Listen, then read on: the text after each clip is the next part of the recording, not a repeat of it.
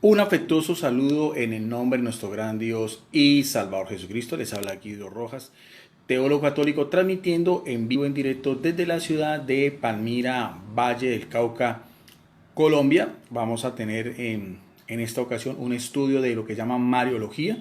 Voy a hacer unas aclaraciones de acuerdo a unas repercusiones que he recibido de parte de dos apologistas sobre el tema de la virginidad de María, si es en el sentido de la parte fisiológica, que lo vamos a explicar a continuación, y que ha dado para muchas malas interpretaciones, de hecho, inclusive negando o diciendo cosas de que yo nunca he dicho, de que estoy negando que María después del parto dejó de ser virgen. Eso nunca lo he dicho yo.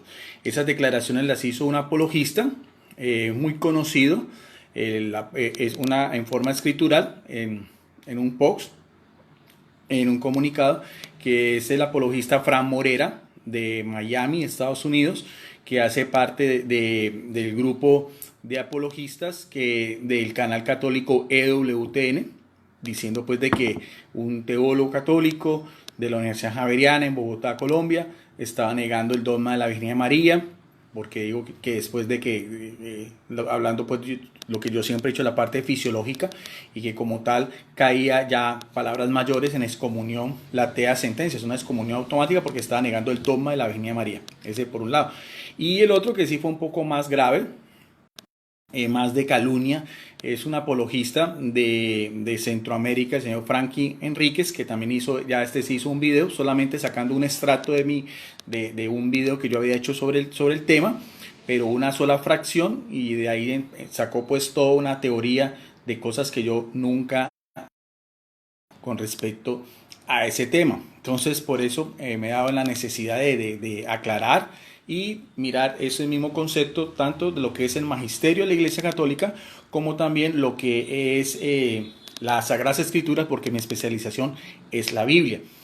Antes que nada, quiero aclarar que un dogma de fe, y es muy importante que se tenga en cuenta, un dogma de fe es una definición oficial de la Iglesia Católica sobre una creencia basada en las dos fuentes que para nosotros son importantes, que actúa el Espíritu Santo de manera plena.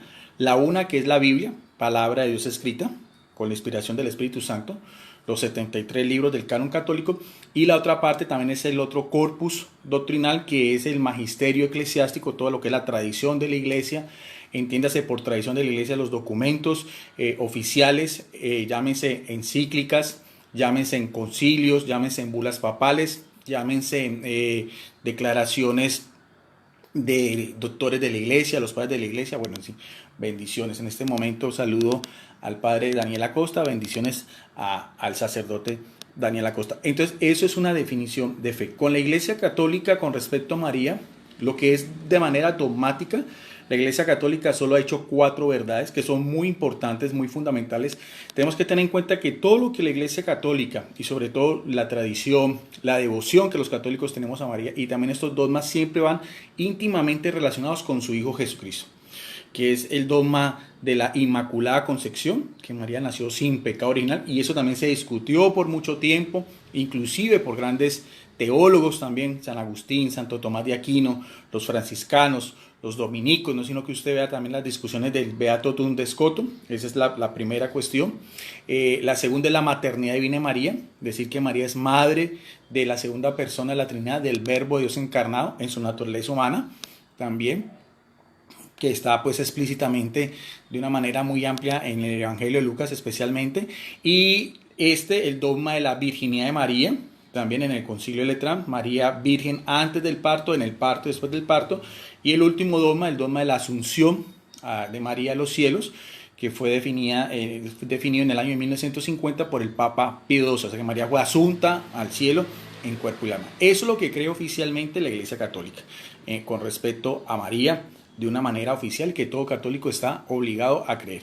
El dogma de lo que es la virginidad de María fue definido como tal por el Papa Martín I, un papa en el Concilio de Letrán en el año 649, en el Canon 3, que dice de manera textual: María Inmaculada es real y verdaderamente Madre de Dios. Mire que ahí se van uniendo lo que nosotros creemos. María, que es inmaculada, y para ese entonces no se había definido todavía el dogma de la Inmaculada Concepción. Sí se había definido el dogma de la maternidad divina en el Concilio de Éfeso en el año 431, bueno, y siempre virgen, o sea, es inmaculada, es verdaderamente Madre de Dios Hijo y es siempre virgen. En cuanto concibió aquel que es Dios único y verdadero, que es ¿quién? El Verbo, engendrado por Dios, o sea, preexistente, desde siempre, su naturaleza divina le viene con el Padre de toda la eternidad y su humanidad le viene en María, en lo que es pues en la consumación de los siglos, cuando Dios manda al ángel para que se encarnara por medio de ella.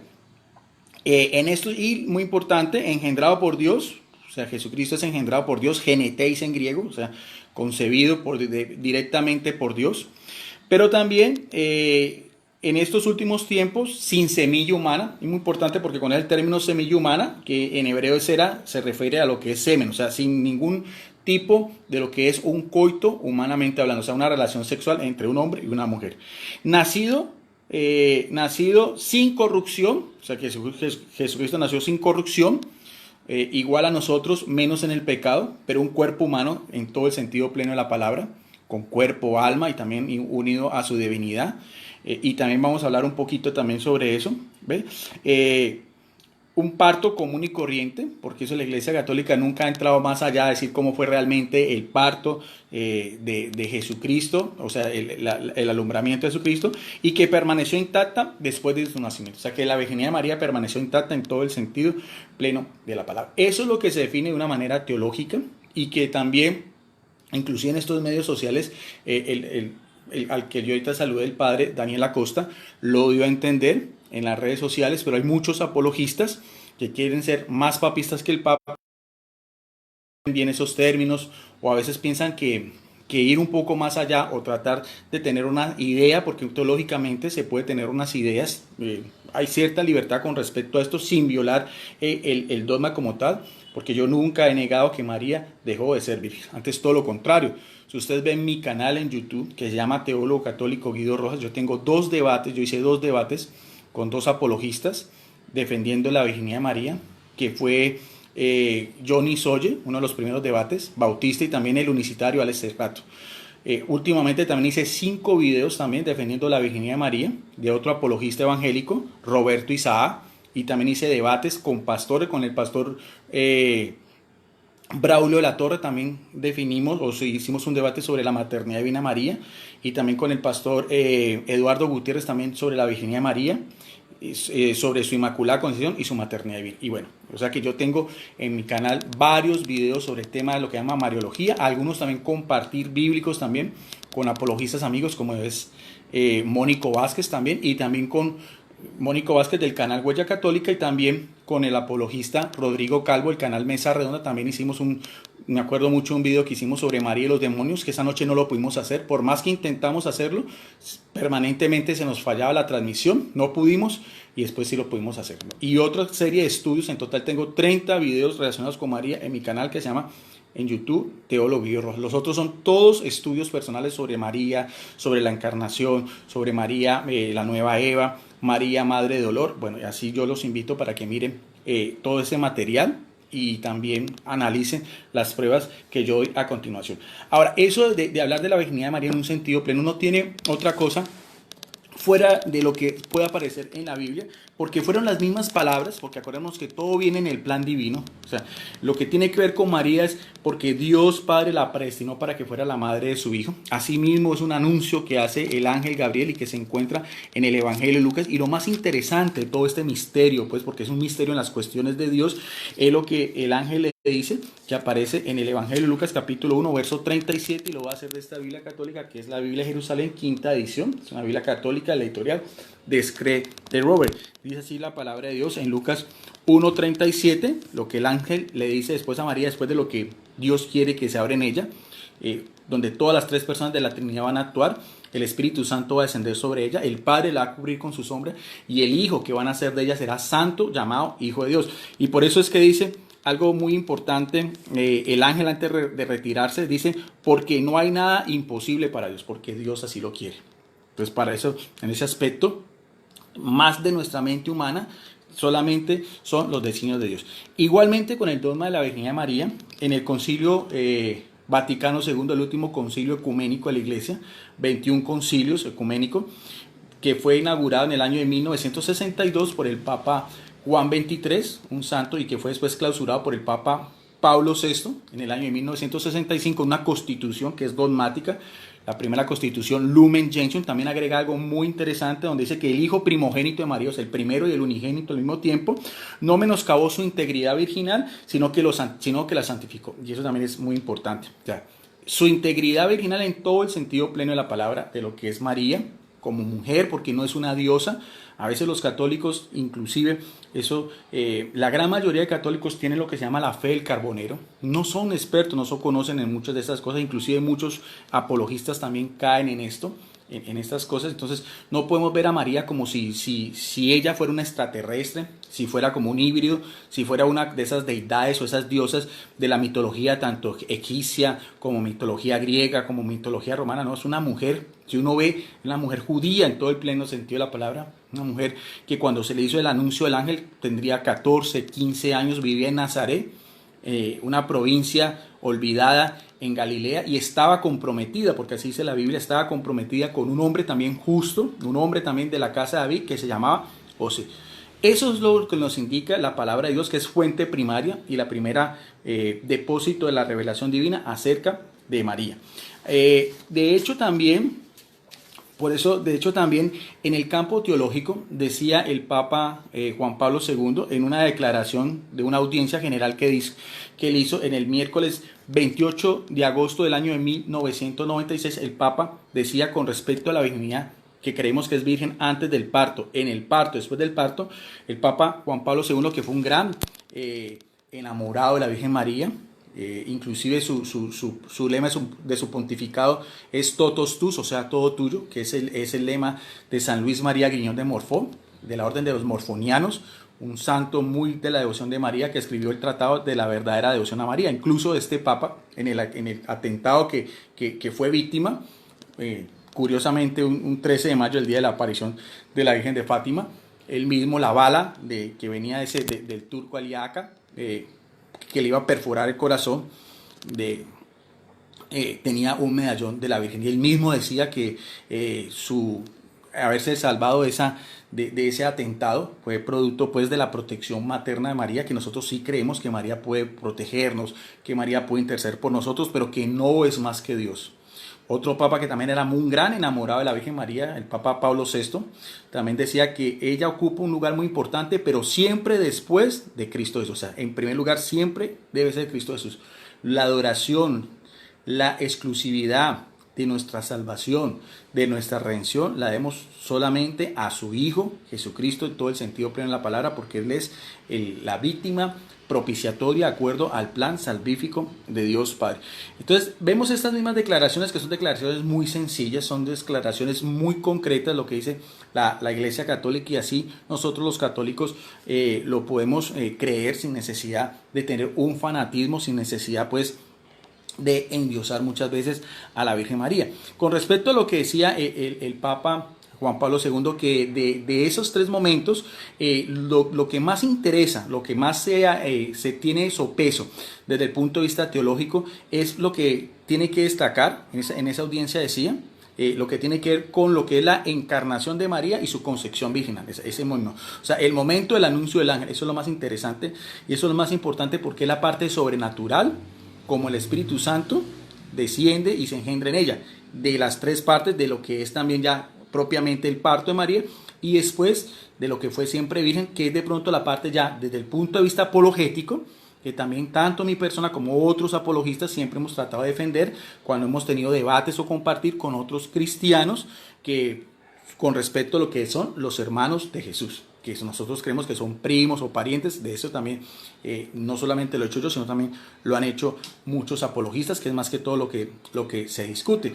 Ahora, pero como decía el Papa Juan Pablo II, eso tiene gran peso, gran importancia, cuando habla de que lo más importante en lo que nosotros creemos es acerca de la concepción, porque es también las mismas palabras que también un ángel en un sueño le dice a José, su esposo, cuando quería pues repudiarla porque se da cuenta que está embarazada, que aparece en Mateo capítulo 1, versos del 20 al 23, donde dice también en esta Biblia católica, dice, el ángel del Señor se le apareció en sueños y le dijo: José, hijo de David, no temas tomar contigo a María tu mujer, porque estaba comprometido para casarse con ella, porque aquí lo más importante, porque lo engendrado en ella, o sea, genetéis, lo que es engendrado en ella, ¿es de quién? Es del Espíritu Santo. O sea, es un poder sobrenatural de la tercera persona de la divinidad, de la Trinidad, y es la característica más especial de María en relación a todas las otras mujeres.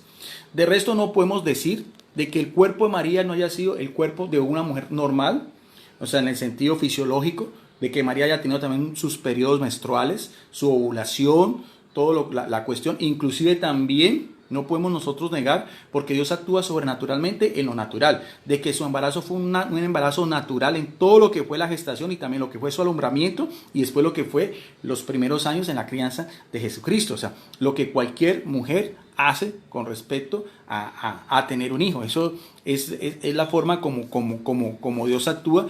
Y que eso, pues algunos teólogos, sobre todo los padres de la iglesia, algunos doctores de la iglesia tienen opiniones también, pero son opiniones personales.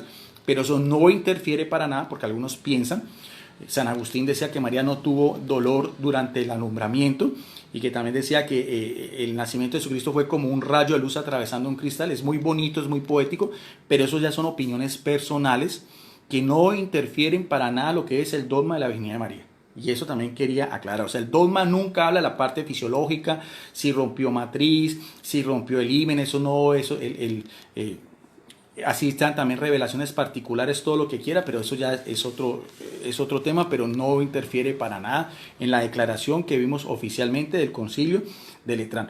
Por eso es que el ángel le dice a José: no temas en recibir a María, porque lo engendrado en ella es fruto del Espíritu Santo. Dará a luz un hijo, a quien pondrá por nombre Jesús, porque él salvará a su pueblo de sus pecados. Todo esto sucedió, ¿para qué qué? Para que se cumpliera lo dicho por el Señor, o Dios Padre, el Adonai, por medio de los profetas. Isaías 7:14, la Virgen, ahí partenos, la Virgen, aunque en el hebreo original es Alma, o sea, la doncella, concebirá. Eso es lo más interesante, y lo que dice el Papa Juan Pablo II. Lo más interesante es eso, que la Virgen concebirá y dará a luz un hijo y le pondrá por nombre Emmanuel. Eso es lo que más hace referencia, como decían, con respecto a ese dogma, el Papa Juan Pablo II. Usted lo puede buscar en la audiencia general del miércoles 28 de agosto del año de 1996. Vamos entonces un poco para mirar todo este mismo proceso de la concepción, del nacimiento y lo que fue pues el proceso después del parto. Lo vamos a mirar a ver desde lo que es las Sagradas Escrituras. Cómo Dios interviene en todo lo que es la concepción y en todo lo que es el alumbramiento de la mujer, porque todo viene directamente por Dios. El cuerpo humano diseñado, el cuerpo humano tanto el hombre como la mujer, desde nuestros primeros padres, desde Adán y después desde Eva, todo el diseño fisiológico, todo eso viene de parte también de su mismo propósito y de su misma mente divina y de su misma acción creadora, porque nosotros somos criaturas creadas por Él a imagen y semejanza de lo que Él es. Y eso también aparece en el libro del Génesis, tanto en el capítulo 1 como en el capítulo 2. Vamos al Salmo. Si vamos a mirar en el Salmo 139, porque esto vamos a mirar un poco de ese mismo aspecto, y miremos que no hay nada del otro mundo, no hay nada por aquí ser más papistas del Papa, ni tener pues estas ideas a veces un poco exageradas de lo que es lo natural obrado en lo sobrenatural, especialmente en María. En el Salmo 139, veamos a ver el Salmo 139, versículo 13 y 16, nos dice la palabra de Dios algo muy interesante. Todos los pueden buscar, tanto en Biblias católicas como en evangélicas. Salmo 139, del 13 al 16, en esta Biblia católica dice, muy importante, porque vamos a hablar de la misma concepción, o sea, lo que Dios hizo en María por obra del Espíritu Santo, igual a cualquier otra mujer, porque tú has formado mi cuerpo. Mire, o sea, el que está formando el cuerpo, me has tejido en el vientre de mi madre. Te doy gracias por tantas maravillas, prodigio soy, prodigio de tu obra. Mi aliento conocías cabalmente y mis huesos no te ocultaban cuando era formado en lo secreto, en el tejido, en la hondura de la tierra. Mire bien este lenguaje poético de lo que es la concepción en boca de este salmista que viene por Dios, como Dios en ese mismo proceso, en el útero una mujer engendra. Sabemos que esta semilla no viene humanamente, ya lo veíamos, sino que viene por el Espíritu Santo, pero biológicamente todo el proceso embrional de Jesucristo durante 9 meses es igual a cualquier criatura humana, donde primero fueron saliendo sus órganos vitales, el corazón, el cerebro, los ojos, los brazos, las manos, el esqueleto, sus órganos internos, la parte muscular, la parte nerviosa, todo ese mismo proceso de 9 meses, igual a cualquier otra mujer, con la sola excepción de que esto viene por obra del Espíritu Santo. Como decíamos, en Salmo 139, 13, 16. Y también en otros los libros poéticos también, que lo vamos a mirar también del Antiguo Testamento, es el libro de Job, capítulo 10, verso del 11 al 12, también encontramos una idea muy parecida sobre lo mismo, sobre lo que es la concepción, de acuerdo pues al mismo plan de Dios, de acuerdo a lo que Él mismo ha establecido en las leyes naturales, como decíamos en las leyes naturales, que obró también en María. Libro de Job, capítulo 10, verso del 11 al 12, dice lo siguiente. Job 10, del 11 al 12 dice: me revestiste de carne y piel, mire lo mismo, más o menos que estamos hablando del Salmo, me tejiste de hueso y tendones, ¿no? Job, 10, el 11 y el 12 dice también: me concediste el don de la vida, cuidaste solícito mi aliento. O sea, lo mismo, mire bien cómo poéticamente hablando, Dios va formando a todos los seres humanos en el seno, en el vientre de una mujer, de una manera, pues, de lo que es el milagro de la vida. Ahora, algo ya un poquito ya más de peso, ya un poquitico más de cuidado, es lo que podemos mirar cuando vamos a mirar ya con ese mismo aspecto, tanto lo que fue ya la gestación y el embarazo de María, ya lo vimos la gestación, propiamente vamos a hablar un poquitico más sobre lo que yo como teólogo estoy diciendo y que tengo esa libertad porque no estoy en contra del dogma, lo que fue ya propiamente el parto de María, y vamos a verlo también de lo que dice el libro del Génesis, capítulo 3, verso 15 y 16, que es conocido como el protoevangelio, el primer anuncio de la salvación. En el capítulo 3, en el primer versículo en cuestión que vamos a mirar, en el versículo 15, después de la caída de la primera mujer hostigada por el demonio en forma de serpiente, Dios le dice: enemistad pondré entre ti y la mujer, eso es proféticamente hablando, entre tu linaje y su linaje, él te aplastará la cabeza mientras tú acecharás su calcañar. Ven bien que esa profecía para la Iglesia Católica, nuestra teología, creemos que esa mujer es María, por eso le damos el título de la nueva era, y que es el linaje o el hijo que van a nacer de ella es Jesús. En comparación a lo que era la primera mujer, porque cuando vivían en el Edén y antes del pecado, esta primera mujer que también vivía en estado de gracia, de pureza, de virginidad, de juventud también, porque no conocían la vejez, ni la muerte, ni la enfermedad, eso viene después. Esta mujer también está en esa misma condición, o sea, hay una analogía para la Iglesia Católica, tanto de Eva como de María. Pero lo que sí también quiero que pongamos atención es lo que dice en el versículo 16, y a la mujer le dijo, con lo que estamos hablando de lo que es el proceso de gestación y embarazo de la luz, le dice, a la mujer le dijo: tanto haré tus fatigas cuando sea tus embarazos, y con dolor parirás a los hijos. Esa parte que podría ser uno decir, por ejemplo, como decíamos, San Agustín decía que en esa parte María estuvo exenta. Yo digo que no estuvo exenta, y con eso, como digo, no estoy violando el dogma, porque pienso que María fue también una mujer normal en todo el proceso, y que también eso incluiría lo que eran las fatigas y todo el proceso que tiene una mujer de las contracciones antes del parto, que son como parecidos a dolores menstruales, y también ya lo que es el proceso del parto como tal, lo que es la expulsión pues de la criatura, en este caso Jesucristo. No veo yo que haya alguna diferencia en María, porque María para mí teológicamente fue exenta de pecado, pero no exenta de dolor. Ahora, cuando nosotros vamos a ver, porque también muchos en el campo de la apologética se utiliza mucho el texto de Apocalipsis en relación a esto que estamos hablando de lo que fue la maternidad y lo que es el parto de María en el libro de Apocalipsis, aunque es otro género literario completamente diferente, que tiene muchos significados, pero en todo caso el libro de Apocalipsis en el capítulo 12, con que eso también ya lo hemos explicado, los teólogos, los biblistas católicos, por ejemplo, de esta Biblia, que estoy utilizando la Biblia de Jerusalén, dice que esa profecía que vamos a mirar a ver, muy diferente a Génesis 3.15, que sí es proféticamente hablando en un sentido pleno la palabra de María, en Apocalipsis 12.1 y siguiente puede referirse tanto al pueblo de Israel como a la Iglesia Católica o también a María.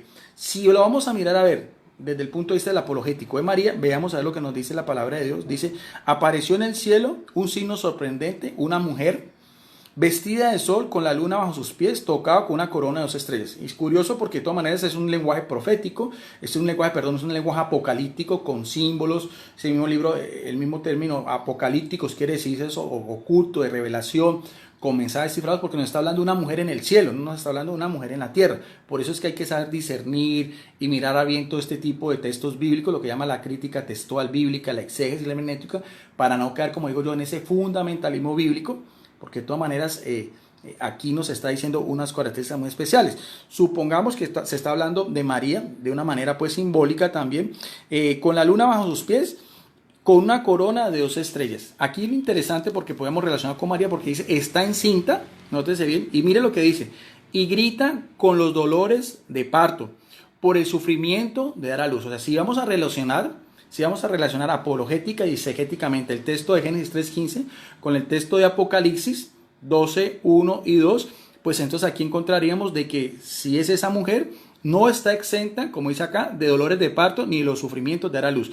De hecho, más importante, y que sí tiene una relación muy directa de lo que vemos nosotros en el versículo 5, siguiendo esa misma línea, porque dice el mismo Juan, en la isla de Patmos, dice, cuando escribió este libro con que cierra el canon del Nuevo Testamento, hacia los años 98 más o menos, dice, la mujer dio a luz a un hijo varón, el que ha de regir a todas las naciones con cetro de hierro.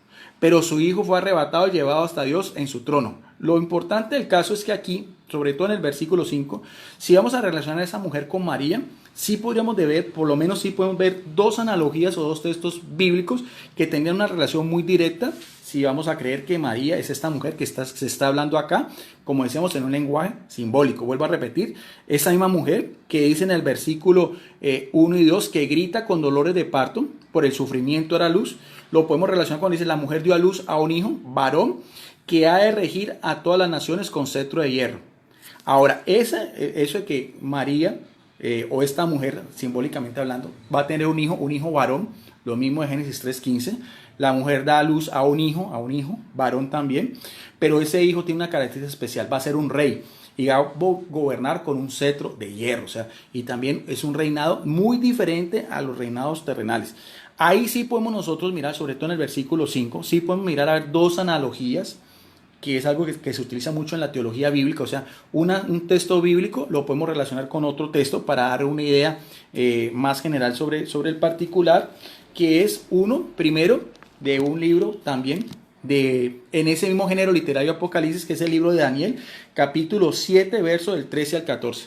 Si usted va a hablar también, si usted va al libro de Daniel, capítulo 7, verso del 13 al 14, también sí podemos encontrar una relación muy directa con el versículo 5 de Apocalipsis 2. Dice así, Daniel 7, 13, 14, dice así, y yo seguía mirando en una visión nocturna, mire bien que también es una visión, lo que está teniendo el profeta Daniel, y vi venir sobre las nubes del cielo a alguien parecido a un ser humano, ¿ve? Que se dirigía hacia el anciano, en este caso sería de Dios Padre, y fue presentado ante él. Mire bien, y se le dio que poder, se le dio honor, se le dio reino, mire bien, una idea muy parecida a lo que estamos hablando, y todos los pueblos y naciones y lenguas le servían. Su poder es eterno y nunca pasará, y su reino no será destruido. ¿Ve? Ahí también está hablando de un hijo, en este caso pues si lo vamos a relacionar con Apocalipsis 12.5, este es un hijo que va a ser un rey, es un reino que va a ser eterno, que es dado por el Padre de todos los otros reinos de la tierra, y que también, ya no de una manera profética, apocalíptica o de revelación, porque tanto el mismo libro de Apocalipsis como este mismo libro de Daniel, tienen el mismo género literario. Pero si lo vamos a comparar ya propiamente con un evangelio, otra vez con el mismo evangelio de Lucas, porque es el evangelio que más hace referencia sobre lo que es todo el proceso de lo que estamos hablando, de la natividad, de Jesucristo, del anuncio y todas esas cosas.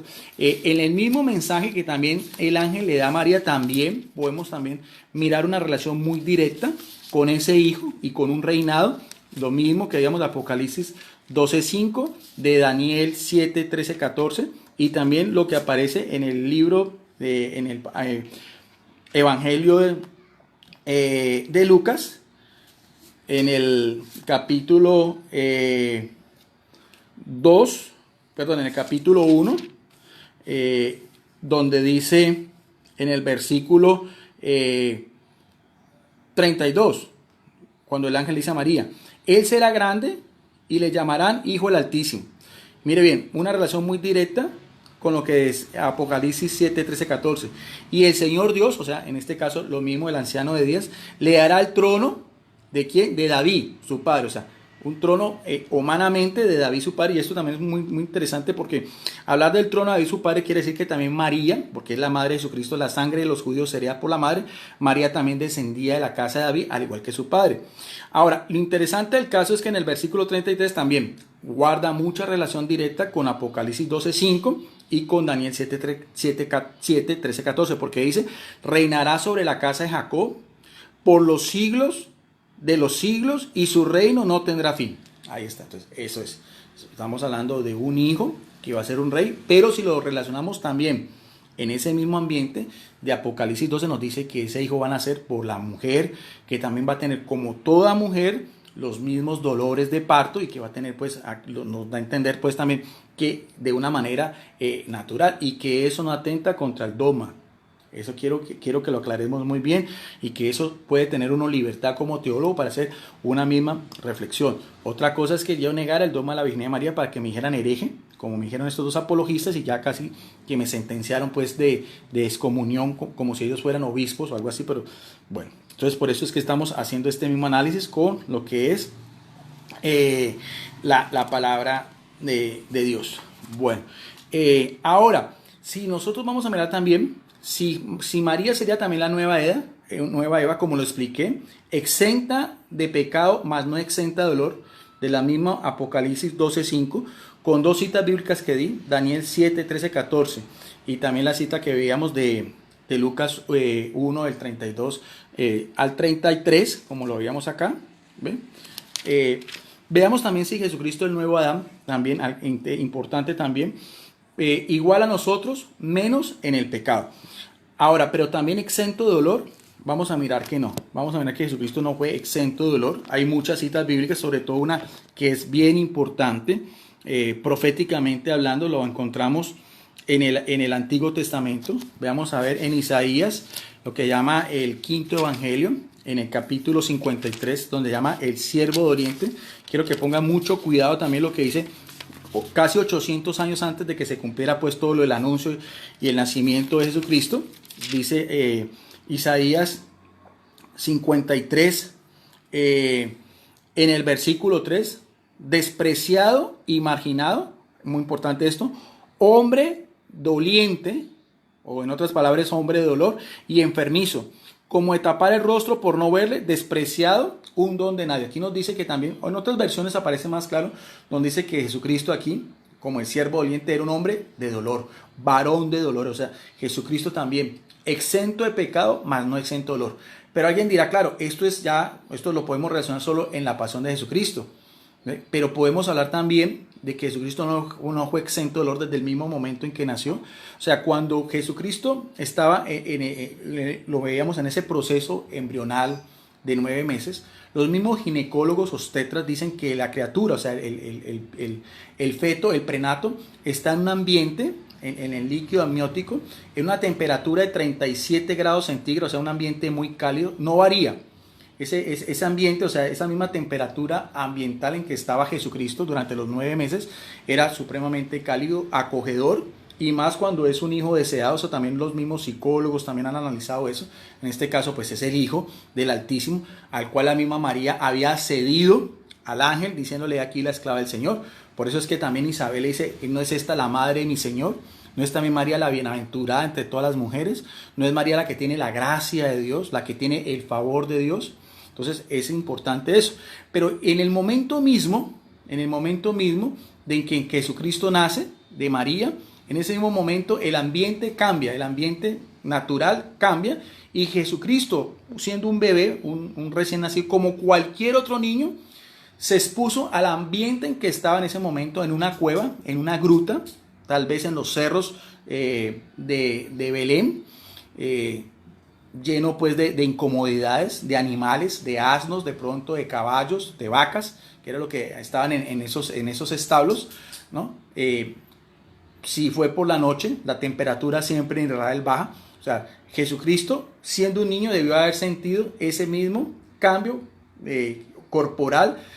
Por eso es que dice el mismo Evangelio de Lucas que lo primero que hace María, como toda mujer, fue envolverlo en pañales, ¿ven? Porque de todas maneras debió haber sentido frío, y sabemos que todos los niños por lo general cuando nacen llorando, porque salen de ese ambiente en que han estado 9 meses. O sea, es un cambio muy brusco para ellos, y no creo pues que también Jesucristo, siendo también ese mismo bebé, haya sido exento de eso. O sea, ahí también pues nosotros podemos demostrar, al menos pues de que haya pues un apologista pues que sepa más pues que lo que son las mismas leyes naturales, y se atreva a decir que lo que yo estoy diciendo es herejía o algo así, o que no tiene sustento bíblico, ¿no? Porque aquí mismo lo dice, en el Evangelio de Lucas capítulo 2 dice, por aquel entonces se publicó un edicto de César Augusto en que se ordenaba que se empadronaran por el mundo. Este primer empadronamiento tuvo lugar siendo Cirino gobernador de Siria. Todos se empadronaron, cada cual en su ciudad. También José subió, algo muy importante, ¿no? Desde Galilea a la ciudad de Nazaret, a Judea, a la ciudad de David, llamado Belén. Ahora, dígame también a estos apologistas también que están negando pues que María fue exenta de dolor. Dígame si María, una mujer de 14, 15 años, en ese mismo proceso, en ese viaje, porque fue un viaje a última hora, no habían carreteras, por lo general viajan en caravanas. La norma de fe para el judío era que si tuvieron un asno, porque eso no lo dice, otra cosa es lo que se pinten pues la iconografía de los pesebres, pero la regla general era que el hombre iba a caballo y la mujer iba a pie, porque esa era una sociedad patriarcal.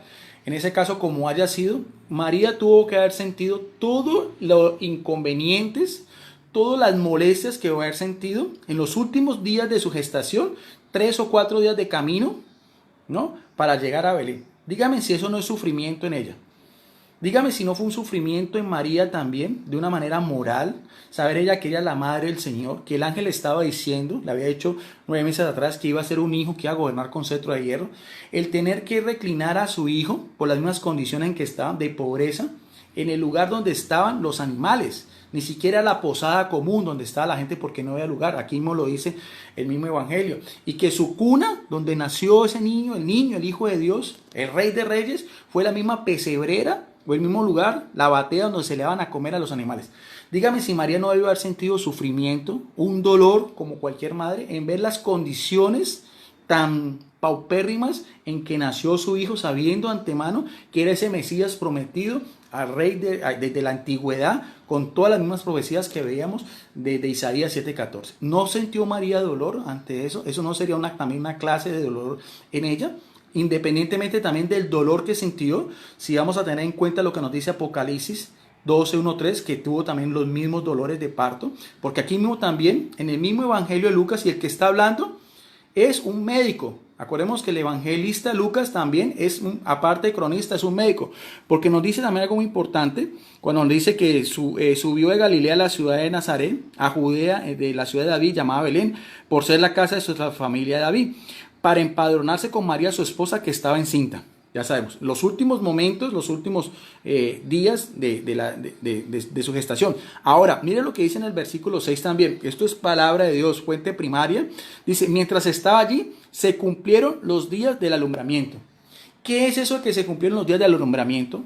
Si no es decir lo mismo que tiene la mujer 1 o 2 días antes, de que tiene las mismas contracciones, y cuando el mismo proceso fisiológico normal, cuando la mujer rompe fuente, cuando la criatura sale de una manera natural, como cualquier mujer, porque eso mismo lo había ordenado Dios en el plan de Dios, está en el plan de Dios, Jesucristo nació vaginalmente María, tuvo que haber el líquido amniótico donde estaba Jesucristo anidado, se rompió, salió el niño, salió la placenta, que es lo que está unido al cordón umbilical, la parte también donde la madre le da oxígeno y le da sangre a su hijo, lo alimenta. Y donde también de ese mismo cordón umbilical tuvo también, si estaba María o por lo menos José, porque no nos dice la palabra de Dios que hubiera más personas ahí, que hubiera una comadrona ni nada de esas cosas. O sea, si el mismo José no le ayudó en ese parto a María y no tuvo también que quitarle el cordón umbilical, ¿ve? Entonces ese es el proceso y también el mismo sangrado que ocurre en cualquier embarazo. Y eso es lo que yo estoy diciendo, y eso a algunos apologistas les parece como un pecado, me excomulgan, me están diciendo, este señor Franklin Garcés decía que eso, que si él me veía a mí en la cara me rompería los dientes por decir eso, y lo dicen en su video, que yo como me atrevía a decir tal infame y tal cosa, si eso no es lo natural, si eso no es lo que ocurre en un embarazo natural, y es lo que nosotros vemos aquí, por lo menos de la palabra de Dios, y que el dogma no atenta para nada para eso. Que si rompió himen o no rompió himen, eso solamente está en los designios de Dios, porque hay mujeres que también nacen con himen. O sea, la virginidad de María, la virginidad una mujer no la pierde en su embarazo. Y esto es lo que a veces estos apologistas no han podido entender. La virginidad de María no la perdió cuando dio a luz a Jesucristo. La virginidad de cualquier mujer se pierde en el momento de la primera penetración del hombre a la mujer. Eso es lo natural, sea su esposo, sea lo que sea una niña de 12, 13, 14, 15 años. Eso es la forma como se pierde una virginidad. En el caso de María no, porque su concepción no es por un hombre, no es por el semen de José, sino que viene por obra del Espíritu Santo. Pero su proceso de gestación, como lo estamos hablando de la palabra de Dios, y su alumbramiento, por lo menos desde la propia Biblia y el Evangelio de Lucas, no nos dice que haya sido algo extraordinario, sino simplemente lo normal. Tan normal es, y la misma condición que estamos diciendo, que lo primero que hizo María con su niño, ¿sí?, que es el mismo frío que debió haber sentido. El que es santo de santos, hijo de Dios, no fue exento también del frío, de la misma incomodidad, porque eso es fruto del pecado. Con el pecado viene el dolor, con el pecado vienen las enfermedades, con el pecado viene la vejez, con el pecado viene la muerte. ¿Y qué veíamos de Isaías 53:3? Que Jesucristo también, varón de dolor y varón de enfermedad. Eso es palabra de Dios. ¿Y qué hizo María en ese momento? De pronto en esa noche fría, dice aquí, y dio a luz a su hijo primogénito, y dice, y dio a luz. O sea, dio a luz que de una manera natural, aquí mismo lo dice en el versículo 7, y dio a luz. O sea, el alumbramiento normal a su hijo primogénito. ¿Y qué es lo primero que hace? Después pues, de que se cortó el cordón umbilical, de que expulsó la placenta, de que tuvo que haber tenido su sangrado normal, de que haber roto el líquido amniótico, la fuente, dice, y lo envolvió en pañales y lo acostó, ¿qué? En un pesebre. Eso es lo que dice el Evangelio de Lucas. Eso es lo que aparece en la Biblia, palabra de Dios, fuente primaria. No sé entonces dónde está pues la herejía, dónde está pues esa gran infamia, o sea, más cosas. Ahora, hay más. Hablando también de Jesucristo, exento de pecado, más no de dolor. Aquí mismo lo dice. La misma condición en que nació. Si Jesucristo hubiera sido inmune al frío, ¿por qué María lo envuelve en pañales? Si no hubiera sentido frío. Entonces, aquí mismo nos dice la palabra de Dios. Y no solamente eso, porque si vamos a ver en el mismo capítulo 2 del Evangelio de Lucas, en el versículo 21, también dice algo también muy importante, dice circuncisión de Jesús. Porque acordemos que todo eso también tiene que ver, y eso es lo que vamos a mirar, de la misma concepción judía. Tanto Jesús, José y María vienen de lo que es el judaísmo, de la alianza. Entonces no podemos descartar todo esto también. Y lo que es la circuncisión del pacto que hizo Dios con Abraham, que el primer hijo primogénito se consagrara al Señor por medio de una ceremonia religiosa, pero también tiene que haber una ceremonia también desde el punto de vista fisiológico, que es la circuncisión. Eso mismo también lo vivió Jesucristo en carne propia con 8 días de nacido. Cuando se cumplió los 8 días para circuncidarle, se le puso el nombre Jesús, el que dio el ángel antes de ser concebido en el seno. Esa ceremonia de la circuncisión en el mismo judaísmo, si usted estudia el judaísmo antiguo, ¿ve?, que todavía hacen los judíos, lo podía hacer el padre de familia o lo podía hacer un rabino, bien sea en una sinagoga, los lugares de reunión de los judíos, o en la propia casa. Por ser José el jefe de familia, la circuncisión más probablemente, como dice acá, posiblemente lo haya hecho José. ¿Y qué es lo que hizo José? Con el mismo prepucio del pene, de este niño, de niño Jesucristo de 8 años, con un cuchillo, una navaja de aquel entonces, porque no habían esas leyes sanitarias ni higiénicas, sin anestesia, sin alcohol ni nada, hizo esa misma ruptura del pene del prepucio. Ahora, ¿qué pasó en ese momento con el pequeño niño Jesús? Pues él tuvo que haber llorado y tuvo que haber también sangrado, porque es lo natural, es lo que vive todo niño que es circuncidado a los 8 días de nacido. Entonces, lo mismo, Jesucristo, el mismo dolor también, varón de dolores, de una manera plena también en la cruz, pero la primera llaga, su primera herida en su cuerpo, en ese pequeño cuerpo diminuto de 8 días, fue en la circuncisión. En el momento en que el mismo José le hace esa circuncisión.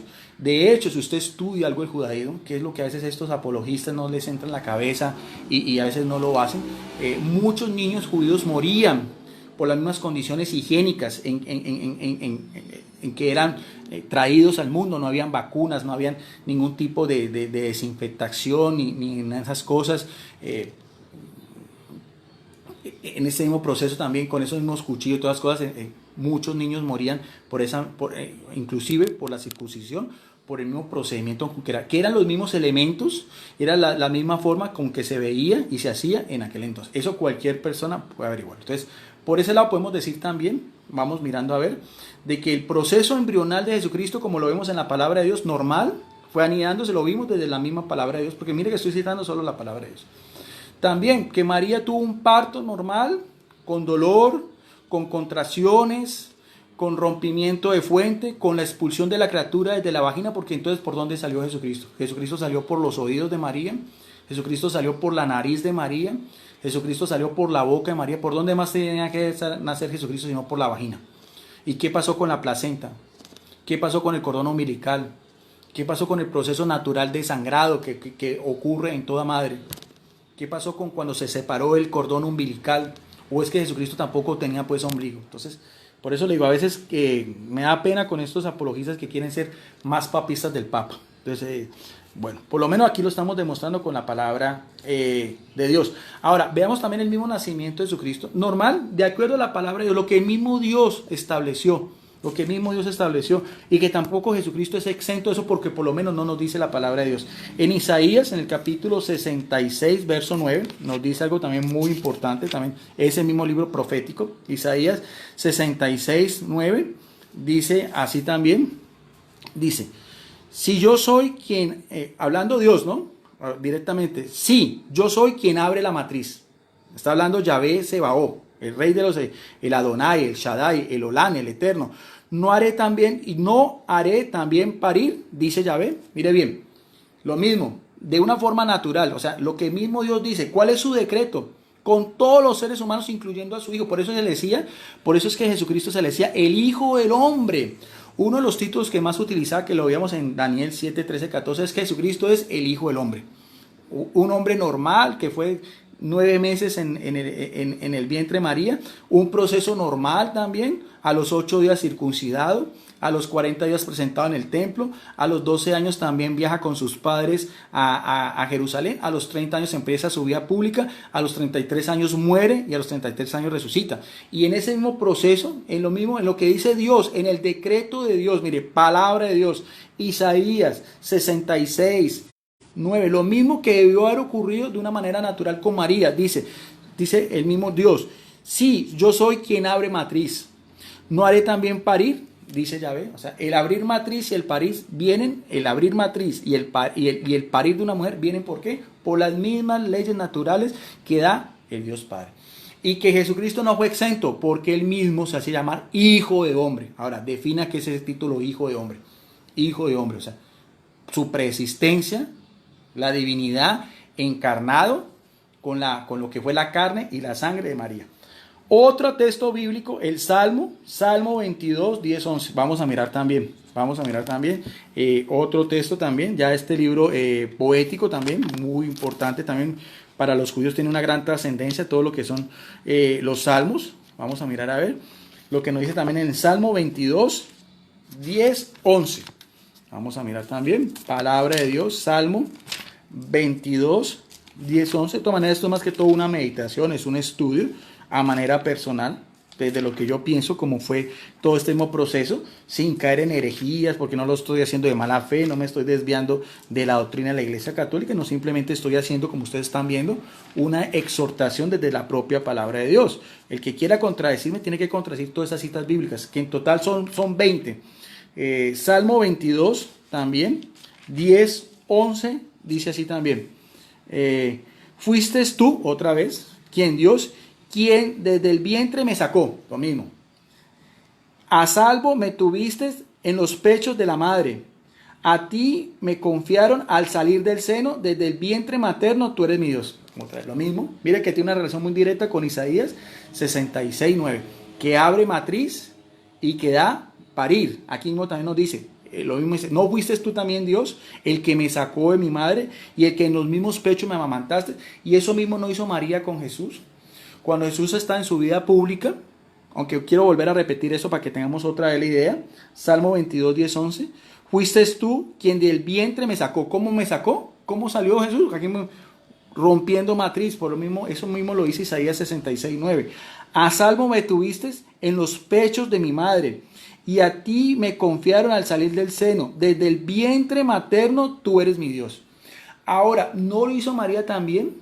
¿No tuvo María también, no gestó a Jesús? ¿No lo tuvo 9 meses en su vientre? ¿No también en el momento de alumbramiento no salió de la vagina de María? ¿No lo envolvió en pañales? Aquí mismo lo dice, no lo alimentó con su pecho materno. Una mujer también en periodo de lactancia puede dar leche hasta a veces 2, 3 años. Eso mismo no hizo María con Jesús. El que María también no era una mujer biológicamente igual a todas las mujeres, con la excepción de que no tenía pecado y que lo concebido en ella era del Espíritu Santo. De resto no fue todo normal. No nos dice la palabra de Dios lo que aquí estamos mirando. Si María también alimentó a su hijo, era porque ese mismo proceso también, que incluye la maternidad, que incluye también lo que es la placenta, que incluye también lo que era el líquido amniótico, que incluía también lo que era el cordón umbilical, que incluía también en el momento de alumbramiento que todo eso fuera expulsado de su cuerpo, que el mismo Jesucristo ya no estuviera unido a ella, que le daba su oxígeno y su alimentación por el cordón umbilical, que lo envolvió en pañales y que también lo alimentó con su leche materna, como hace toda madre, de una manera natural. Mire bien que la palabra no dice que sea algo extraordinario. Lo natural en lo sobrenatural.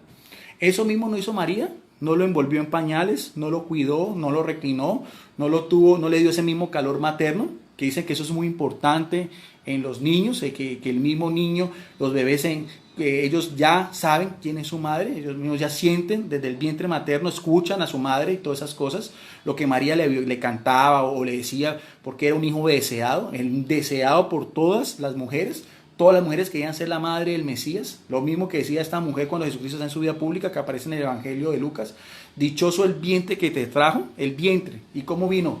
El vientre que trajo, ¿y cómo salió Jesucristo? Como dice acá, por la matriz y los pechos que te amamantaron, la misma leche materna, el mismo proceso biológico que no lo podemos descartar, porque no me puede decir un apologista que entonces sí, María sí le dio leche materna, pero lo otro no, porque entonces estaríamos en contra de las mismas leyes naturales que están aquí en la palabra de Dios, y que eso no atenta contra nada con lo que estamos hablando de este tema. Que hayan padres de la iglesia y santos que hayan dicho lo contrario, eso está muy bien, pero eso también es oposición personal y no atenta contra el dogma, y eso también lo explicó el padre Daniel Acosta a muchos apologistas de las redes sociales que quieren saber mucho más que un sacerdote que ha estudiado teología, que tiene un doctorado en eso, y que si por ellos fueras, pues, como el padre se las canta las verdades a ellos, entonces eso no les gusta mucho eso. ¿Por qué? Porque son fanáticos, porque la mayoría de los apologistas tienen esa mente cerrada.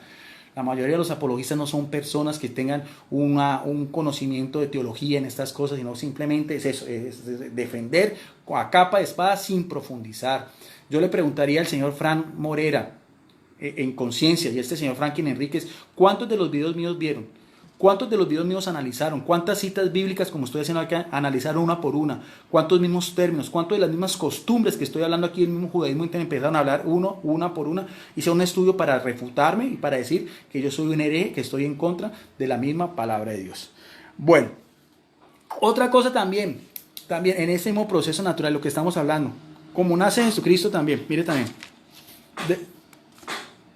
desde la palabra de Dios, en el libro de Job también vamos a mirar, a ver, ya vimos también que fue un proceso normal, de 9 meses de gestación, anidado, que fue también un alumbramiento normal, lo veíamos desde Apocalipsis también, 12:5, lo veíamos también, como veíamos del libro de Isaías 66:9, del mismo Salmo 22:10-11, y también la condición en que nace Jesucristo. Job, capítulo 1, también un libro poético. Job, capítulo 1, verso 21, dice también la palabra de Dios. Dice así también, dice, desnudo salí del seno materno y desnudo volveré a él. Interesante eso. Desnudo salí, o sea, Jesucristo nació como desnudo, salió. ¿Qué fue lo primero que hace María? Envolverlo en pañales. ¿Por qué lo envuelve en pañales? Porque siente el mismo ambiente contrario al que está en el vientre materno. Ese mismo ambiente ya hostil, del clima en Israel, porque de día hace mucho calor y de noche baja la temperatura. Entonces, lo mismo sintió Jesucristo. ¿Qué sintió Jesucristo? Salió desnudo desde el vientre y también desnudo volverá a él. Y esa también es una profecía también con Jesucristo, que se cumple también desde la gruta de Belén, donde también está María presente, hasta la cruz en Jerusalén también, donde entrega su vida y muere por nosotros. Donde también nos dice la palabra de Dios, fue también despojado de las vestiduras, como el nuevo Adán, como el primer Adán que también estaba desnudo en el jardín del Edén, no se da cuenta de esa misma condición porque vive en un estado de inocencia, de santidad, de pureza. Ya solamente cuando comen del fruto prohibido es que se esconden ante Dios y tratan de taparse con unas espigas, con unas hojas de espigas, porque se dan cuenta que están desnudos, sienten ya vergüenza. ¿Por qué? Porque ya fallaron a Dios, perdieron esa inocencia. Y esa misma desnudez la vivió Jesucristo también. Desde que nace, como dice aquí, en Job, como decíamos, desnudo salí del seno de mi madre y desnudo volveré a él. ¿Y dónde se cumple eso? Bueno, también eso se cumple también en la cruz de Belén. El nuevo Adán también estuvo en esa misma condición. ¿Y quién estuvo también ahí presente? María. María también. María, madre también de dolor. Eso lo vamos a ver también en Juan, capítulo 19, verso del 23 al 24. Vamos a mirar también la palabra de Dios, porque usted está mirando a ver. Lo primero que hice yo fueron las mismas declaraciones dogmáticas. Hablamos del Papa Juan Pablo II también, de la Constitución Lumen Gentium, para que no digan que no estoy utilizando magisterio eclesiástico.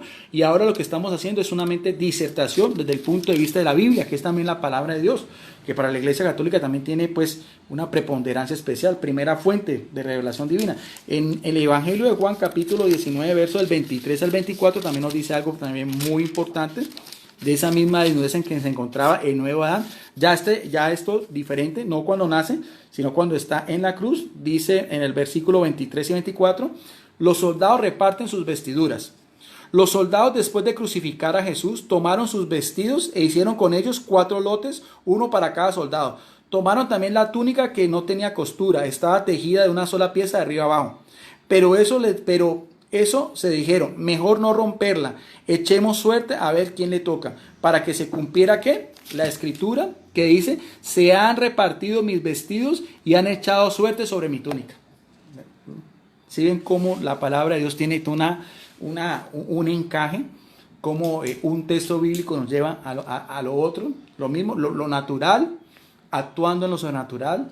El dolor, no fue exento de dolor Jesucristo, no fue exento de desnudez, no fue exento de, como dice, de sentir sed, de sentir frío, de sentir también hambre. Y María también lo mismo. ¿Qué le dice también? ¿Qué le dice también cuando con 40 días de nacido le presentan a Jesús en el templo? ¿Y qué dice también una profecía que ella llevó en su corazón y en su mente durante 30 años? También, sin María no es exenta también solo de pecado, más no de dolor. Profecía de Simeón, capítulo 2, verso 33 de Lucas. Sus padres y su madre están admirados de lo que decían de él. Simón les bendijo, dijo a María su madre, este está destinado para caída y elevación de muchos en Israel, y como signo de contradicción. Ese mismo signo de contradicción, ¿dónde se ve? En la cruz. Crucificado, humillado, golpeado, lacerado, despreciado, burlas del Sanedrín, burlas de los soldados, burlas también de los mismos ladrones en que fueron crucificados. Y mire lo que le dice una profecía de un niño de 40 días, el mismo niño que nació de María, el mismo niño que lo circuncidó José, el mismo niño que fue presentado en el templo. Lo que le dice Simeón a María, dice en el versículo 35, y a ti una espada te atravesará el alma, al fin de que quedan descubiertas las intenciones de muchos corazones. O sea, el dolor que estaba viviendo físicamente Jesucristo, María también lo estaba viviendo aquí mismo en su corazón. 33 años como una profecía, y en el momento de la crucifixión de ese viernes en el Gólgota, viviéndolo de una manera plena, como dice el Evangelio de Marcos, desde las 9 de la mañana hasta las 3 de la tarde. Bueno, ahora queda por último mirar también, hay un último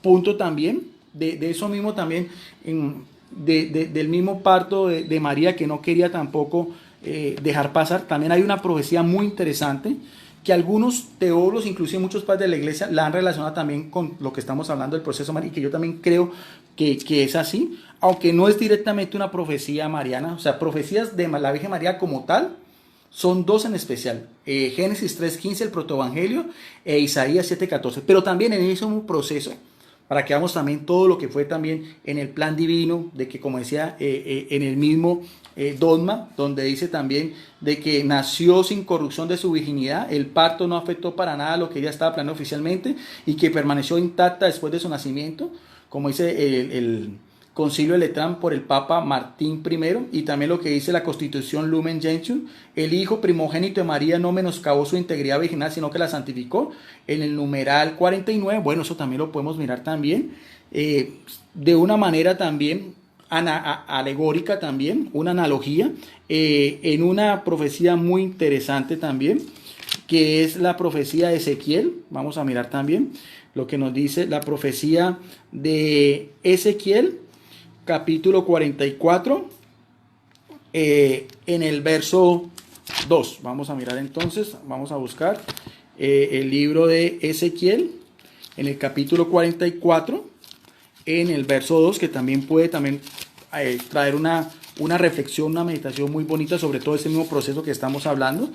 Dice también aquí la palabra de Dios, aunque inicialmente no es una profecía que tenga que ver con María, pero que algunos místicos, inclusive muchos padres de la iglesia, lo han relacionado. Dice así: y Yahvé me dijo, hablando de la puerta del santuario, dice: este pórtico permanecerá cerrado, no será abierto, y nadie pasará por él, porque por él ha pasado Yahvé, el Dios de Israel, y quedará pues cerrado. Eso también, si lo vamos a ver desde el punto de vista místico, también podría relacionarse con María. Esa misma puerta que se abrió en el momento en que nace Jesucristo, como decíamos también, lo veíamos de Isaías 66:9, abrir matriz, también en el Salmo 22:10-11, también en la misma desnudez en que nació Jesucristo, Job 1:21, esa misma también en todo lo que ella, eso está solamente en el pensamiento de Dios. Ese mismo proceso, el mismo cuerpo de María volvió otra vez a cerrarse, y que en ese mismo proceso, después de que nace Jesucristo, volvió otra vez, si lo elimen, si lo tocó, no lo tocó, pero de todas maneras ahí también se cumple lo que estamos hablando de la virginidad integral de María, que dice tanto el concilio de Letrán, como lo que también aparece en la Constitución dogmática Lumen Gentium, porque en sí la virginidad de María después del parto fue que no tuvo relaciones sexuales con José. Eso también hace parte también de lo que es el dogma. Lo explicamos también desde la anterior al parto. En el parto lo estamos explicando, y después del parto también podemos decir que ese cuerpo de María, después de que tuvo a Jesucristo, en ese mismo proceso natural de 9 meses, en ese mismo proceso embrional, en el mismo proceso en que Jesucristo nace de una forma natural, con los elementos que hemos dicho, ya después también otra vez ese mismo cuerpo, que es la esclava del Señor, queda otra vez cerrado y consagrado a Dios. Y que María por eso no conoció a José, y que los llamados hermanos de Jesús en realidad son primos. Eso es lo que también dice la Iglesia Católica, y eso también hace parte del dogma, que también lo podemos relacionar también de la manera integral en que estamos hablando en esta meditación de la Virgen María, con lo que veíamos aquí en Ezequiel 44:2. Por último, también no quiero dejar pasar por alto, porque también hay otro pasaje donde nos habla también de que el parto de María fue natural, y con los mismos elementos que hemos dicho, y que también tuvo que haber sangrado, porque eso también aparece en una referencia que aparece en el Evangelio de Lucas capítulo 2, verso del 22 al 24. Dice así la palabra de Dios también, capítulo 2, verso del 22 al 24, donde dice: presentación de Jesús en el templo, que es después de la circuncisión, que ya lo explicamos también. Circuncisión a los 8 días por José. Ahora presentación de niño Jesús en el templo, también La circuncisión de acuerdo a la alianza con Abraham. Ahora, la presentación de Jesús de acuerdo a la alianza con Moisés. En ese mismo proceso del judaísmo, porque estamos hablando de las mismas leyes, de las mismas costumbres, de los mismos rituales, de los mismos ceremoniales, de la misma religiosidad del pueblo de Israel, en que nace Jesucristo. Tanto José como María, descendientes de David. Dice, cuando se cumplieron los días en que debía purificarse, no sé bien, y esto es la purificación de María, según la ley de Moisés, llevaron a Jesús a Jerusalén para presentarlo al Señor, como está escrito en la ley del Señor: todo varón primogénito será consagrado al Señor, y para ofrecer en sacrificio un par de tórtolas y 2 pichones, conforme a lo que decía la ley del Señor. Eso está ahí. Ahora, si nosotros vamos a ver, aquí sí quiero mirar a ver la explicación que hace los biblistas católicos de la Biblia de Jerusalén, a pie de página, porque eso es interesante, quiero complementar. Esto ya no es palabras mías, sino son palabras de estos biblistas católicos de la Escuela Bíblica de Jerusalén, de esta Biblia católica que es de las mejores, que tiene también todo lo que es imprimatur y todo lo que son los mismos sellos eclesiásticos también, para que ustedes vean también, porque es una Biblia católica en todo el sentido de la palabra. Por lo tanto, lo que están hablando también todos estos mismos teólogos, aquí están todos los que son los sellos eclesiásticos, las mismas autoridades eclesiásticas. Dice así también para que entendamos bien esto también, porque este señor Franklin Garcés decía, y eso no lo toqué yo, pero que yo decía que María, y también mucha gente tiene esa idea, de que entonces María, por purificación, siendo inmunda, es pecadora, y eso no tiene nada que ver. Eso son leyes ceremoniales, rituales del judaísmo, pero no eran de acuerdo a la moralidad de la mujer. Dice así, la purificación, dice así, en el mismo contexto, ¿no? En que también fue presentado Jesús. Nótese bien que la purificación en el cual fue José y María con el pequeño niño no es inicialmente por Jesús, sino inicialmente es por María. Aquí mismo lo dice. Biblistas católicos, de acuerdo a la misma rito, lo que eran las costumbres judías, dice así: la purificación solo obligaba a la madre, pero había que rescatar al hijo. Lucas observa cuidadosamente lo que tanto los padres de Jesús como los de Juan cumplieron todas las prescripciones de la ley. La presentación del niño en el santuario no era obligatorio, pero estaba permitida, como aparece en Números 18:15. Y al parecer la gente piadosa lo estimulaba a hacer, como dice en 1 Samuel capítulo 1, verso del 24 al 28. Lucas centra su relato en este primer acto cultural de Jesús en la ciudad santa, en la que le atribuye gran importancia como lugar del acontecimiento pascual y punto de partida de su misión cristiana, como aparece en Lucas 2:38 y en Hechos 1:4. Ahora, en el versículo 23, donde dice aquí en Biblia Católica, donde dice: todo varón primogénito será consagrado al Señor, así aparecen en muchas Biblias católicas, pero hay que tener en cuenta que de acuerdo también a lo que se llama la crítica textual bíblica, que eso también mucha gente no sabe, o sea, lo que los mismos biblistas saben de los mismos textos, los primeros textos, los textos recibidos, o sea, los textos que vienen, no el Textus Receptus del siglo XVI con Erasmo de Rotterdam, sino los primeros textos que vienen también de lo que son el siglo IV, los mismos códices, los mismos papiros, literalmente. En el versículo 23, lo que aparece literalmente en los primeros textos es así. Lo que aparece siempre en las Biblias evangélicas, mire también lo que dicen los biblistas católicos. Dice, literalmente, donde dice en el versículo 23, donde dice: todo varón primogénito será consagrado al Señor. Literalmente, como aparecen en los manuscritos más antiguos, es: todo varón que abriera matriz será llamado santo del Señor. O sea, lo mismo, o sea, que María también. Todo varón que abre matriz, en este caso, ¿cuál es el varón? Jesucristo. ¿Cuál es la matriz? María. ¿A quién se está refiriendo esta purificación?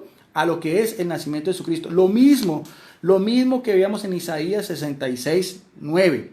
Sigue diciendo, esta ley que aparece en Éxodo capítulo 13, versos 2 y 15, implicaba el rescate del primogénito, o sea, del primer hijo. Usted también lo puede mirar en Éxodo 13 y en el 34:20, que se cumplía dando 5 ciclos de plata, en el plazo del mes que seguía el nacimiento, como aparece en Números 18, 15 y 16. Miren que todo esto tiene que ver con el judaísmo antiguo, ¿no?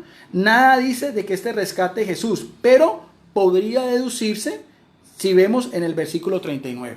¿Qué dice el versículo 39? que el matrimonio de José y María con su hijo eran observantes de la ley de Moisés. ¿Por qué? Porque presentándose en aquel mismo momento comenzaron a alabar a Dios y hablaban del niño todos los que habían esperado la redención en Jerusalén. Así se cumplía todo, ¿no te sé lo que dice en el 39? Cuando presentaron al niño Jesús. Así se cumplía todo lo ordenado. ¿Por qué? Por la ley del Señor. Tanto para la madre, su purificación en el parto por el sangrado, como también la consagración del primogénito. Así se cumplieron todo lo ordenado por la ley del Señor y volvieron a Galilea, a su pueblo en Nazaret.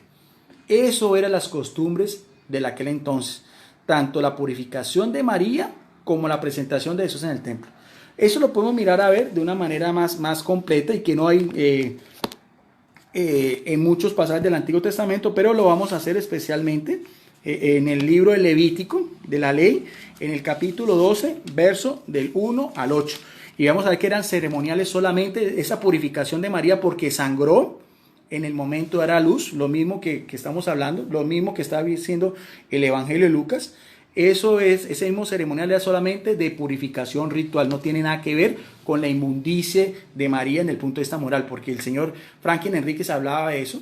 Entonces, pero ese pobre señor no tiene ni idea de lo que son estas costumbres, y él decía que con la madre nadie se metía, y que porque yo decía eso, si estaba frente a mí me iba a romper los dientes por haber atrevido a decir eso. Pero es triste mirar eso, porque el fanatismo que llegan muchos apologistas evangélicos que no tienen un conocimiento y ni siquiera se encargan de indagar esto. Miren, por lo menos, miren amigos, ¿qué es lo que estoy haciendo yo? ¿Yo qué estoy haciendo? Miren, yo lo estoy sacando de la Biblia. Hasta aquí hay 19 citas bíblicas. Y cité el concilio de Letrán, cité la Constitución Dogmática Lumen Gentium y cité también la declaración del Papa Juan Pablo II. Ahora veamos a ver eso del ritual también de la purificación que aparece en Levítico 12. Dice, purificación de la parturienta, o sea, de la mujer que da luz. Yahvé le dijo a Moisés, comunica lo siguiente a los israelitas: cuando una mujer quede embarazada, nótese bien, y tenga un hijo varón, quedará impura durante 7 días. Será impura como también durante su regla, o sea, periodo de la menstruación. El 8º día será circuncidado el niño, ya lo veíamos, lo que aparece también en el Evangelio de Lucas, pero ella permanecerá 33 días más purificándose ¿de qué? Nótese bien, ¿de qué? De su sangre. ¿La sangre de qué? La sangre tanto de la menstruación como la sangre también del alumbramiento. Lo que veíamos que se cumple en Lucas, tanto de María como de Jesucristo.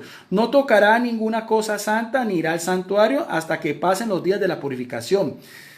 En el versículo 6 dice, cuando pasen los días de la purificación, sea por niño o sea por niña, presentarán al sacerdote a la entrada de la tienda del encuentro, porque en ese tiempo no había el santuario, después sí, en la época de Jesucristo sí, el tercer santuario que fue construido por el rey Herodes el Grande. ¿Qué es lo que era la ofrenda? Un cordero de 1 año como holocausto y un pichón o una tórtola como sacrificio por el pecado. Pero es un pecado de orden ritual, es un pecado de orden de las mismas costumbres, no es un pecado de inmundicia porque María fuera impura o porque fuera una mujer que no tuviera integridad, porque sabemos que es inmácula, no tiene mancha, solamente es lo que estamos hablando de los mismos preceptos del judaísmo. El sacerdote le ofrecerá ante Yahvé, haciendo por ella el rito de expiación, y quedará purificada del flujo ¿de qué? De su sangre. Esta es la ley referente a la mujer que da a luz a un niño o a una niña. ¿No? Lo mismo, la sangre que tuvo que también vertir María en el proceso, en el parto biológico natural de Jesucristo. Y eso yo no sé cuál es el pecado, cuál es la blasfemia, cuál es la excomunión, pues que estos apologistas me están dando, porque estoy citando acá lo que aparece en la Biblia. Si no le alcanza para preparar una res menor, tome 2 tórtolas o 2 pichones, uno para el holocausto y otro para el sacrificio por el pecado. El sacerdote hará por ellos el rito de expiación y quedará pura. Ahora, ¿qué tiene que ver eso con la sangre y todas las cosas? Que eso es ritual, porque estamos hablando de la sangre que vierte la mujer durante la menstruación y también especialmente durante la gestación y sobre todo su hijo primogénito. Pero veamos bien, no es nada de impureza de orden moral ni de su condición si era pecadora, no, era solamente algo ritual, algo que tenía que ver con el ceremonial. Dice aquí los mismos biblistas de la Biblia de Jerusalén, el parto, al igual que la regla, la menstruación, es considerado como una pérdida de vitalidad para el individuo, que por medio de ciertos ritos, nótese bien, de ciertos ritos de la ley mosaica, eso ya quedó abolido, porque es antigua alianza, ¿no? Ahorita estamos ya en la nueva alianza, deben restablecer su integridad y con ello su unión con Dios, fuente de la vida. Eso es más o menos lo de la sangre, el mismo contexto cultural, el mismo contexto religioso, el mismo contexto social de María también, en el momento en que dio a luz, también como a su hijo primogénito. Y para que no quede dudas, que todo eso es el mismo ambiente, que incluye tanto a María como a Jesús, en lo que estamos hablando ya de la ley mosaica, leyes ceremoniales, es lo mismo que también había profetizado Dios, y con eso es la última cita bíblica, 20 citas bíblicas con esta, en la carta a los Gálatas. Ya vamos a hablar también de este gran apóstol también, a los gentiles, del apóstol Pablo. Miren bien que hemos hablado del libro de los Salmos, hemos hablado del libro de Job, de libros poéticos, hablamos del libro de Revelación, hablamos del libro de profetas como Ezequiel, como profeta Isaías, libros ceremoniales de las leyes como el Levítico, Evangelio de Mateo, Evangelio de Lucas. ¿Qué otro tipo de libro hemos visto? Todos esos están ahí. Y también, el Evangelio de Juan. Y también en el libro de los Gálatas, con esto terminamos, con esta última referencia, Gálatas 4 dice la palabra de Dios. ¿Ven? Gálatas 4 dice así para terminar, y que tiene relación directa con lo que estamos hablando también. Dice, pero al llegar la plenitud, o sea, plenitud es la pleroma, o sea, cuando llena todo, de los tiempos, o sea, del kairos de Dios, la plenitud de los tiempos de Dios, o sea, de todas las profecías, de las alianzas, de los oráculos, de las prefiguras de Jesucristo, todas las prefiguras. El justo Abel es una prefigura de Jesucristo, Moisés es una prefigura de Jesucristo, José vendido por sus hermanos es una prefigura de Jesucristo, el arca de la alianza es una prefigura de Jesucristo, el templo de Jerusalén es una prefigura de Jesucristo, el rey David es una prefigura de Jesucristo. Por eso, cuando llega la plenitud de los tiempos, envió Dios a su hijo, que nacido de mujer, ya lo veíamos, nacido de una mujer judía, sometida a todas las reglas de la sociedad judía, y también algo muy interesante, y nacido bajo el régimen de la ley de la circuncisión, la ley de la presentación, la ley de los holocaustos, la ley en que Jesucristo, pues, tanto María como él tuvieron que ir al templo. Ella, por la sangre que derramó en su alumbramiento, y él por ser el hijo primogénito. Bien, ya con eso, pues yo no voy a, ya con este tema, doy como concluido. Si hay algún apologista que quiera refutar o que quiera decir lo que quiera, bueno, tiene toda la libertad. Esta era mi posición como teólogo católico, eso es lo que yo digo, lo respaldo y lo sostengo, y sobre todo porque lo demostré con 20 citas bíblicas, diferentes textos bíblicos del Antiguo y Nuevo Testamento, con lo que es el Concilio de Letrán, con lo que es la Constitución Lumen Gentium, y con lo que es también la declaración del Papa Juan Pablo II del 28 de agosto del año de 1996. Bendiciones para todos, quedamos en la paz, en la unidad de nuestro gran Dios y Salvador Jesucristo. A Él solamente, a Jesucristo, al Verbo de Dios encarnado, sea toda la honra, toda la gloria, todo honor, porque solamente por Él es que tenemos la redención eterna. Y lo que tiene que ver con María es porque es la madre de nuestro Salvador. Gracias a todos.